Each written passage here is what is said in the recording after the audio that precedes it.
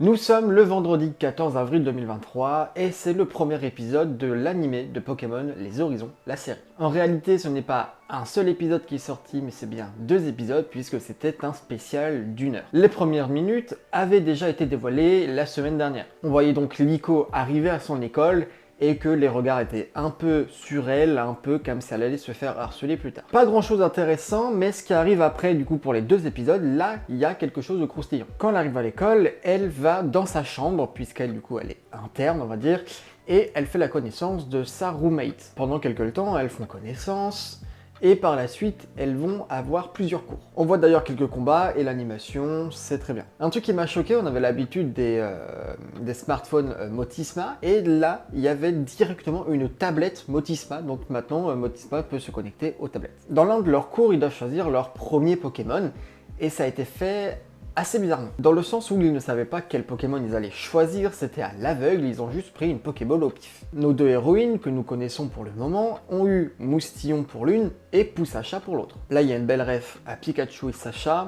parce que Poussacha n'était pas trop d'accord pour être avec Liko, comme l'avait fait Pikachu pour le tout premier épisode avec Sacha. On va dire la moitié, les trois quarts du premier épisode, c'était pour mettre les bases, il s'est pas passé grand chose, connaissance des attaques, des Pokémon, de Poussacha, de Liko, enfin voilà, même le classique où la héroïne ou le héros n'a pas confiance en elle, et petit à petit, elle va l'avoir. On a aussi l'apparition des profs dès le premier épisode, et là j'ai l'impression que c'est les mêmes images que nous avons eues pour l'annonce du manga justement de Liko et Roy, donc est-ce que les deux vont être exactement pareils? Peut-être. S'il y en a qui préféraient lire plutôt que regarder, peut-être que voilà, c'est la solution. C'est aussi la première apparition de Amnesio et de son groupe de méchants. Et on comprend très vite qu'il veut prendre le pendentif de Liko, puisqu'il sent qu'il y a quelque chose à faire avec lui. On voit d'ailleurs directement Poussacha qui ne fait pas du tout confiance en lui, et Liko qui est un peu perdu. D'ailleurs, ses premiers prend fuite, et elle va avoir son tout premier combat face aux acolytes de Amnesio. Et là intervient un nouveau professeur, le professeur Fried, avec son Dracofeu, et on aura un combat très stylé entre Dracofeu et Malvalam. D'ailleurs, la nouvelle team de méchants à Hermure et Corveius,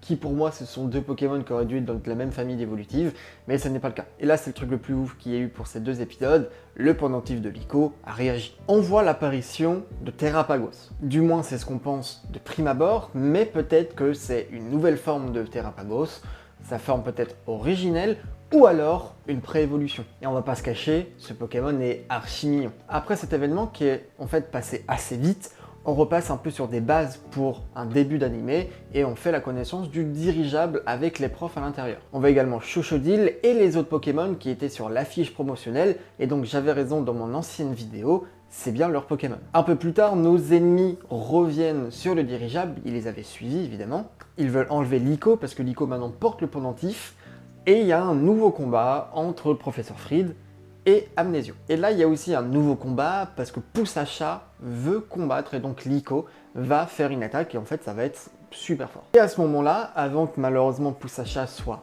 enlevé et envoyé dans les airs, il y a la musique et là, j'ai eu full frisson. Il est vrai que pour un premier épisode qui durait 1 heure, une fois que tu as installé les bases, il n'y a pas grand chose à dire finalement. Juste pour le moment, c'est un très bon épisode et j'ai hâte de voir la suite. Comme chaque épisode auparavant, avec Sacha, nous avons le droit à la preview du prochain qui va sortir. Et donc là, ça sera pour le 21 avril 2023. Nos héros sont donc à la recherche de Poussacha, évidemment. Amnesio vaudra toujours le pendentif. Et là, on verra même un combat entre le Captain Pikachu et Malvalam. Le plus important, ça sera le premier épisode également de Roy, Rod en français. On le verra avec sa fameuse Pokéball et on le verra même avec son Chochodile. Et là, deuxième élément super important, on aura également le Rayquaza Shiny Terra cristallisé. Et nous voyons également un personnage qui n'existe pas là non plus dans les jeux, c'est le chef de la nouvelle team de méchants. Cette team, je pense qu'elle peut être très sympa, mais j'ai peur que ça devienne comme une Team Rocket en fait qui font que perdre, et j'aimerais bien les voir gagner de temps en temps. Grâce à eux d'ailleurs, on se doute vraiment que le pendentif